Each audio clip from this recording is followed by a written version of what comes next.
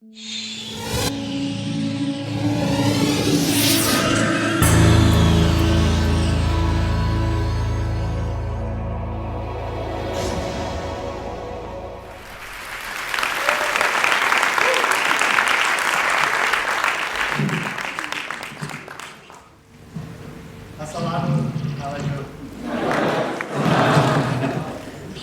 name is Albert. And I'm Steven. And we're here to tell you the story of, if it comes up, this bus map. Oh, there we go. This bus map. The story of this map, by our best guess, this is the first bus map of Dhaka, a city with millions of daily bus riders. The story of this map begins with a question, continues with an unlikely partnership of ordinary citizens from around the world, and ends with the possibility that Dhaka could become a leading urban laboratory for cities around the world. Oh, wrong way. There we go. So let's begin by meeting your city, Dhaka, a city of 18 million and growing, with one of the lowest car ownership rates in the world, less than 1%, but has sometimes been called the slowest city in the world. Notice that while the road is jammed, about half of it is reserved for non-motorized means, pedestrians and rickshaws, modes that occupy less space and have less harm on the environment. I got it, yeah. So here's the question. What do you predict will happen if nothing is done? Well, meet Jakarta, a city much like Dhaka in terms of population density, susceptibility to flooding, but a little bit farther along the motorization path, with 1 in 3 people owning cars. While Dhaka might seem like the slowest city in the world, Jakarta might actually be it. Traveling 1 kilometer in any direction takes at least an hour, in this case 4 p.m. during Ramadan.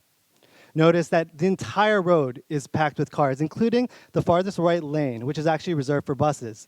The only way to sneak through that traffic is on 2 wheels, and Jakarta boasts as many 2-wheelers as people, 9 million. And unfortunately, also one of the highest mortality rates due to 2-wheelers in the world. So going back to this question that first brought us to Dhaka. It brought us here not because we thought the Jakarta future was inevitable, but because we thought it could be possibly changed. In part because of the congestion, Dhaka has not sprawled like many of its sister cities in the region, Beijing, Bangkok, and Bangalore. Alternatives to car ownership are actually wildly popular. Dhaka might simultaneously have the most bus riders, pedestrians, and cycle rickshaws in the entire world. Perhaps most importantly, Dhaka is developing at the same time as this little device, a supercomputer armed with 17 sensors and counting, and connectivity, quickly becoming accessible to any person on the planet. This week, you can buy a basic Walton Android smartphone for only 4,000 taka, $52, which is down from $150 just 2 years ago. In Dhaka and many cities like it, smartphones outnumber cars 100 to 1, or regular phones outnumber cars 100 to 1, and smartphones are not that far behind. So here's the possibility. Can this little device help Dhaka leapfrog that inevitable path? So that was the possibility that Albert and I were wondering, sitting on the far side of the world in Cambridge, Massachusetts, the home of MIT. Around 2.5 years ago, we started studying urban planning as grad students in a place that was the nexus of experiments using the latest technologies to solve some of the most difficult urban challenges. What we tended to notice was that mayors around the world were putting all of their eggs into one basket, betting that a single gesture like a metro, a faster bus line, or most often, as you guys probably know, flyovers to improve the highway system and solve their city's congestion problems.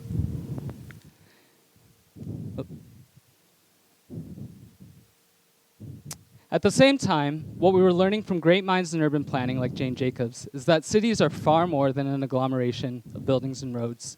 They're actually an intricate collection of relationships, exchanges, and experiences, all of which are happening simultaneously to help the city function.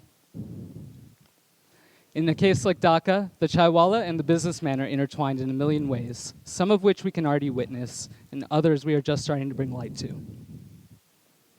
So the question then became for us, could this little device, this smartphone, be used to rapidly and continuously measure those connections in order to better understand our cities? So less than 2 years ago, in January of 2012, we came to Dhaka, armed with a few phones and a few simple apps, but with the big goal of measuring this vibrant city of 18 million, which we admittedly barely knew.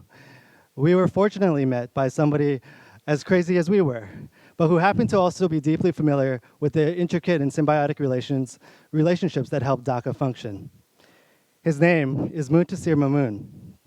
Muntasir is a self-described trash maniac, an accomplished social entrepreneur, and became that missing piece for us to have any chance of achieving that big goal. Muntasir is also the leader of a group called Kukredang, a tribe of adventure cyclists who had a track record of achieving the improbable here in Dhaka, including the 500-person international coastal cleanup of beaches in Cox's Bazar, which happens to be where they are right now. Muntasir, Jitu, Mamun Bai, Chonchol, Shwapan, Tonmoy, and many more became our brazen shepherds in this city, and without whom we would not be here with you today. And it was together when our unlikely crew ventured into Dhaka to make it more visible, at least in data. So, armed with a few smartphones and our volunteers, we set out to measure and count every single rickshaw, car, bus, pedestrian, am I forgetting one? CNG, the CNGs, we can't forget those, in different locations throughout the city. At every new location, we were astonished to see the degree of human activity that was happening in places like Mirpur 10, Fulbaria Road, all the places that you guys know. In Islampur and Old Dhaka, for instance, we were astonished to learn and count that nearly 112 pedestrians were walking by every single minute in a street that was already jam-packed with rickshaws. And while counting was great, we wanted to capture the voices of the women and children of Dhaka to get their opinion on their transport modes in their city. As the next generation of potential car owners, it was their voices that we thought mattered most. So as you can see, after about a week of data collection, we were starting to get ideas about the degree to which things like pedestrians and rickshaws outnumbered cars in a place like Old Dhaka, for example. We knew that we could rely on our Kukredang teammates at this point to gather data in extremely challenging urban conditions with little guidance from us at all throughout the city. This simple approach of arming a flock of volunteers with smartphones to rapidly collect data on a specific problem was what we ended up calling flock sourcing. We returned back to MIT, and sensing that we had this amazing opportunity to bring insight to a city that was thus far largely invisible in data, we challenged Muntasir and his team to flock source two bus lines they knew very well, the number 27 and 36 from Azimpur to Uttara and Azimpur to Mirpur. In one amazing week, this is what we witnessed from our dorm rooms 12,000 kilometers away. Might not seem like that much, but These are the precise locations of 1,012 surveys conducted on the buses themselves by Pioneering Flock of 8 in just 1 week. Not only did this team ride the buses over 270 times, a few of them rode them over 23 hours, which is an amazing feat for anybody who's ridden the bus even 1 hour. Sensing that not only were we able to learn a lot about the bus lines themselves, who rode them, and how long an average trip took at different parts of the day, we started to get a better sense of what mattered to riders, an important fact when you're trying to convince people to stay on them. In Dhaka, many cities like it, including our home city of San Francisco, the focus has been on faster buses, also known as bus rapid transit. What these surveys seemed to indicate was that it wasn't faster buses which were more important, but less crowded buses. And bigger buses meant less crowding, happier riders, and more women on the buses. An important fact, when we counted, only 7% of the riders that we counted were female. Sensing that we were onto something, and wanting to flock source something for people and riders and not just policymakers, we outlined what it would take to create a bus map in Dhaka. But being almost starving grad students at the time, we turned to the outside world to help us kickstart this map. So in December of last year, we launched Dhaka's first bus map as a Kickstarter project. And to our amazement, in only 2 weeks, we raised and surpassed our initial funding goal. 500 people from around the world supported the map, most of whom we don't know, will probably never know, and may not even use the bus map itself.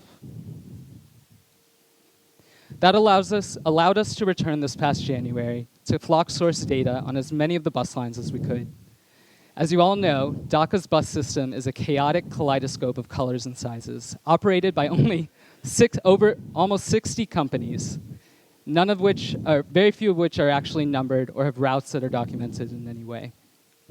So without clear organization in the system, how are we going to make this easy information for people on the ground in Dhaka to understand?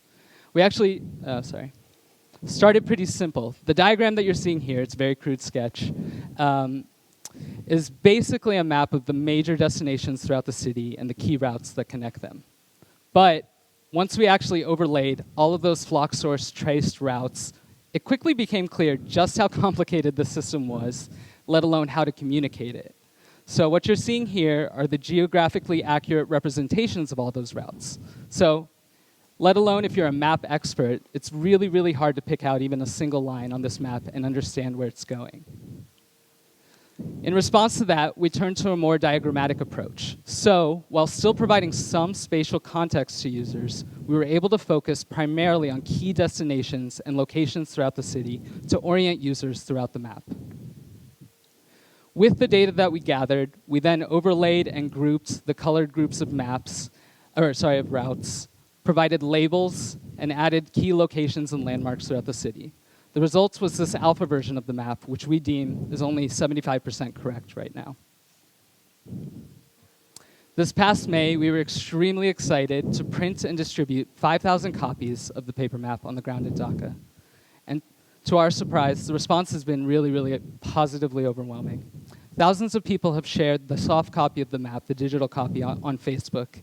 And over 600 people signed up to help us make the next version even better, which we'll be working on over the next month or so. So 2 years from that first day when we came to Dhaka, and we were afraid to cross the road, we found out this week that we're still afraid to cross the road. But we feel that our destinies have become shared with the people of Dhaka. As we look back at this adventure so far, we realize this is much more than a story about a bus map.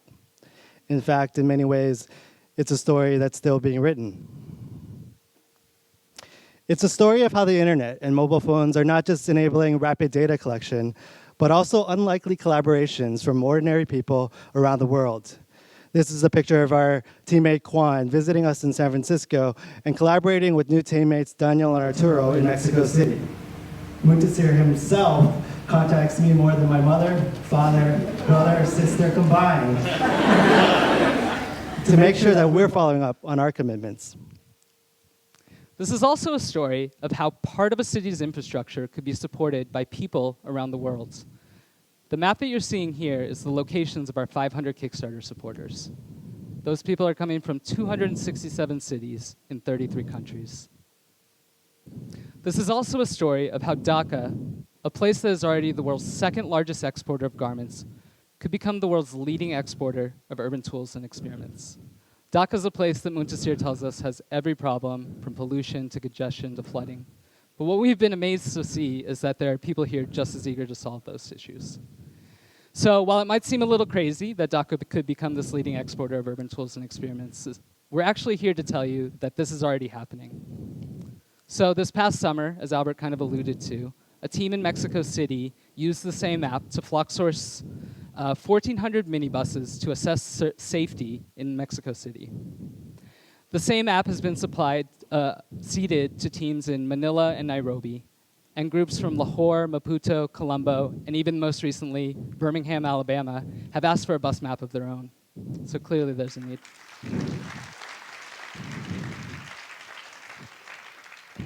So while there might be stark differences between Dhaka and these places in terms of religion, culture, and language, we're seeing that there's a common desire amongst people living in these places to make their own cities a little bit more livable. And the experiments in Dhaka keep coming. This week, we started work on that second version of the map with the help of our volunteers. We just started a pilot, or we're beginning a pilot with the BRTC, the leading bus operator in Dhaka, to experiment with using smartphones as live bus trackers. And we're looking at ways to reimagine the bus signs, both physically and digitally. Our TED wish, if we're allowed to have one, is to find those experiments that work and build the world's largest open set of tools that a citizen any place on this planet can use to address their most pressing urban challenges. We deeply believe that smarter, human-centric, iterative cities should be for everyone. And while this simple paper bus map may not have the power to make the roads less congested or the buses less crowded, we think it might have the power to help us reimagine Dhaka's future.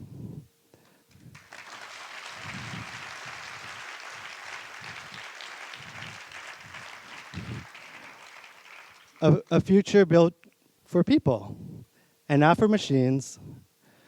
A future that's not inevitable, but possibly changed. In closing, we actually want to dedicate this. Sorry.